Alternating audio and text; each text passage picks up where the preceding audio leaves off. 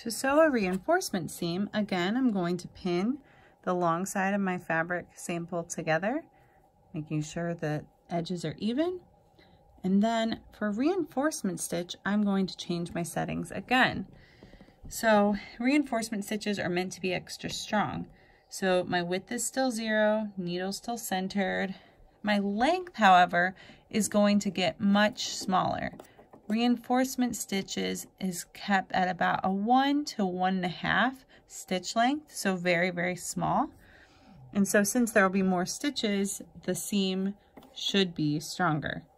I'm still going to line up at 5/8 inch, and of course I want to back stitch because this is meant to be a permanent stitch. So I line up at 5/8 inch, I lower my presser foot, I lower my needle, back of my presser foot is even with the start of the fabric to give me room to back stitch. I'm going to back stitch all the way to the end and then continue sewing at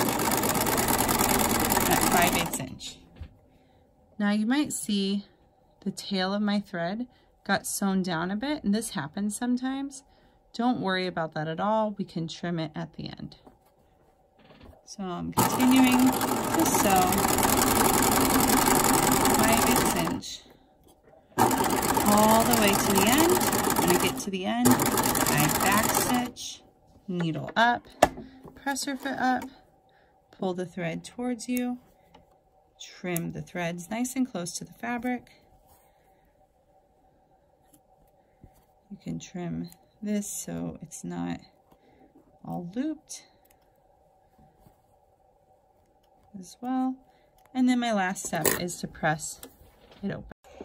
So in the same way I did the standard in the basting stitch, I'm going to press the seam allowance open on my reinforcement seam. So there's a reinforcement seam. If you look closely, you can see there's several more stitches. Here's the outside. Reinforcement stitches are often used for crotches of pants, sleeves of arms, or corners of pockets.